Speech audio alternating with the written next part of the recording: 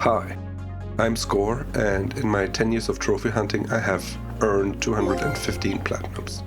Let's talk about the ones I regret or feel ashamed of, and why that is. I put the games into 5 categories plus 2 special games. How many platinum trophies out of my 215 do I regret? How real is post-plat regret? Let's get into it. Just being beautiful isn't enough.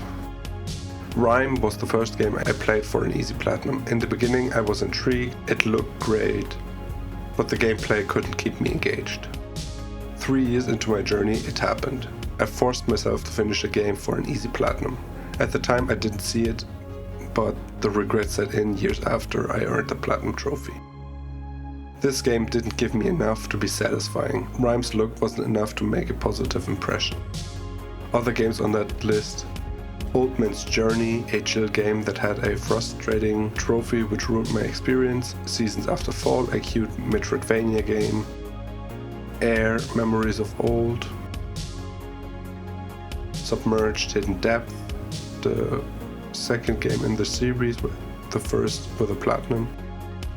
The concept looks great, the gameplay was too mechanical and functional instead of fun. Road 96, a choose your story game that was fun on my first run. The later ones were just okay.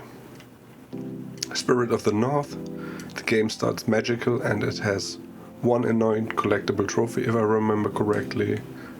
That gave me some trouble. And Cat Quest. I know, I'm not the target audience, I'm not 10 anymore and also a dog person. All of these games lack something I can't describe. Maybe you can explain it in the comments? I would love to discuss this with you. Too Fast, Too Furious. I regret giving in because I felt the need for an easy platinum. These are the shortest platinums in my collection. The biggest regrets, if you will. Stormboy, 15-minute platinum. I talked myself into it because it looked cute. Slide, of course.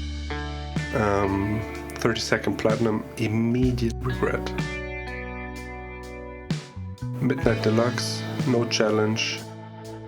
My Name is Mayo, the infamous platinum. I was genuinely curious and addicted to the sound of trophies popping. I wanted to extend the trophy rush I had at the time. Bad idea.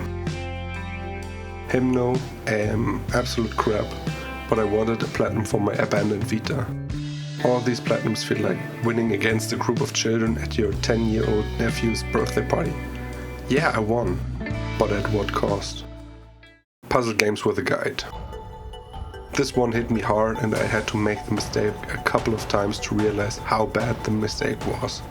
I robbed myself of a positive, memorable impact because I used the guide at some point. That ruined the experience. I wanted the platinum more than the satisfaction of solving puzzles. I wanted to feel smart, but I didn't act like it. Some of the puzzles had weird solutions and at the time I was glad that I used the guide, but that feeling of relief turned into regret. Games on that list: Days of the Tentacle, labeled as a classic point-and-click game, very weird puzzles. Deponia, same category as Day of the Tentacle. Lara Croft Go. The game starts with reasonable puzzles and my brain couldn't handle the increase of complexity. It was almost like I was offended that I couldn't solve the later puzzles. And Minute, the concept is great, you have 1 minute to explore before everything resets. Of course you can make progress by learning more about the world. What intrigued me at first turned into a frustrating experience. Visually, the game is not very appealing and so I used a guide. Using a guide for puzzle games is like wrapping presents in transparent cling film. Where's the fun in that? Not enough impact. Games that couldn't keep me entertained for long enough, or the game had a disappointing, confusing ending. The Bunker. Good atmosphere, but the gameplay was meh. In the Rays of Light, good atmosphere, ending was meh. The Long Reach, good atmosphere, ending was meh. Donut County. Started strong, but I remember towards the end I felt disappointed and confused by the gameplay. Schade. The Last Campfire, a cute puzzle game by the No Man's Sky developer Hello Games. only that I didn't feel enough. I don't know, something was missing. The medium, a great idea, but the longer the game went on, the more it felt mediocre. I remember the ending had a small impact, but I had to watch a video about it and explain to me what just happened.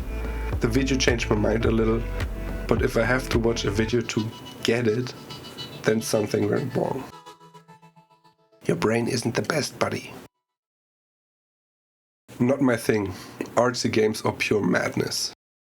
I knew these games were crazy before I played them. They looked too much for my personal taste, but I bought and played them anyways.